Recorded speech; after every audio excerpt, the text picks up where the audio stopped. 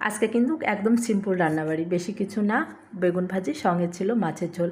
আর মাছের ঝোলটা করেছি একদম সাদামাটা, কোনো ধরনের মশলা বা তেমন কোনো ভারী পেঁয়াজ রসুন এইসব দেয়নি। সাদা জাস্ট একটু রাঁধুনি বাটা দিয়ে সুন্দর করে তৈরি করে নিয়েছি ঝোল। আর সঙ্গে ছিল বেগুন ভাজি। বেগুন ভাজির জন্য তো পেঁয়াজ একটু দিতেই হবে, তা না হলে তার বেগুন ভাজি ভালো লাগে না। আর প্রথমে রান্নাঘরে চলে এসেছি, এসে দেখি এত থালা বাসন। তো কী করব, সেগুলো সুন্দর করে পরিষ্কার করে মাছগুলো ধুয়ে টুয়ে একদম সুন্দর করে মেখে নিলাম। মেখে রাখলে, কাজগুলো আগে রাখলে রান্নার সময় অনেক সহজ হয়।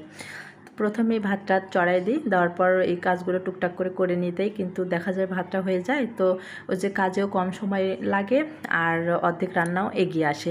আমি কিন্তু এমন করে রান্না করি, তোমরা কে কেমন করে রান্না করো একটু জানিয়ে দিও। তো বেগুন দিয়ে রান্না করব প্রথমেই বলেছিলাম, তার জন্য এই যে বেগুনগুলো চৌকো চৌকো করে সুন্দর করে কেটে নিচ্ছি। সঙ্গে দিব কচুর বই। তো আমি কচুর বই বলি আমাদের এইদিকে, তোমরা কি বলো জানিয়ে দিও। তো কচুর বই, সঙ্গে ছিল পটল। তো আগের 2টা পটল অবশিষ্ট ছিল, তো এই 2টা পটল দিয়েছি। আর ভাতের ফ্যানের মধ্যে দিয়ে দিলাম কচুর বই, তাতে করে আর গরম জল দিয়ে আর ভাপ দিয়ে ফেলাই দিতে হবে না। তো বেগুন ভাজি করব। বেগুন ভাজতে কিন্তু একটু চিনি দিলে অসাধারণ লাগে। আমি কিন্তু চিনিটাই দেই, ও না থাকলে দেই না। তো রান্নাতে ব্যবহার করেছি কাঁচামরিচ, দিয়েছি মরিচের গুঁড়া সামান্য একটু। এই রান্নাগুলোতে কিন্তু কাঁচামরিচ দিলে অনেক সুন্দর লাগে এবং খেতেও ভালো লাগে। তো দেখতে দেখতে আমার বেগুন ভাজা হয়ে গেছে। তো এরপর আমি তুলে দিব যে মাছের ঝোল সেগুলো। তো ফোড়ন দিয়ে দিলাম একটু রাঁধুনি, দিয়ে সুন্দর করে মাছের ঝোলের জন্য যে বেগুন পটল কেটে রেখেছিলাম দিয়ে দিলাম। আর কচুর বইগুলো ধুয়ে নিয়েছি, এগুলো দিয়ে দিলাম। কচুর বই দিয়ে কিন্তু এই তরকারিটা খেতে অনেক সুন্দর লাগে। আর একটা পেঁয়াজ দেবো, আগেই বলেছি যে এই রেসিপিতে কিন্তু বেশি পেঁয়াজ ব্যবহার করব না।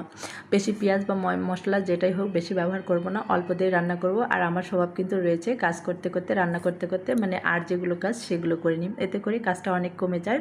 তো সকলেই এমন করেই কাজ করে অবশ্যই। তো যাই হোক, এই যে রান্না কষানো দিয়ে দিয়েছি, সুন্দর করে রাঁধুনি বাটা যেগুলো সেগুলো দিয়ে দিলাম। দিয়ে সুন্দর করে একটু কষিয়ে নিয়ে তারপর বিশেষ একটা নাড়াচাড়ার দরকার নেই, এর মধ্যে আমি ঝোল দিয়ে দিব। মাছগুলো যে ভেজে রেখেছিলাম সেই মাছগুলো এর মধ্যে দিয়ে সুন্দর করে ঝোল দিয়ে নামিয়ে নেব। তো দেখতে দেখতে তোমার সঙ্গে কথা বলতে বলতে রান্না শেষ হয়ে গেল। তো কেমন লাগে রান্না একটু কমেন্টে জানিয়ে দিও। আজকে দুপুরে রান্না এমনিতে অনেক লেট হয়ে গেছে, তো তারপরেও চেষ্টা করলাম তাড়াতাড়ি করার। তো সকলে বলে দিবে কেমন।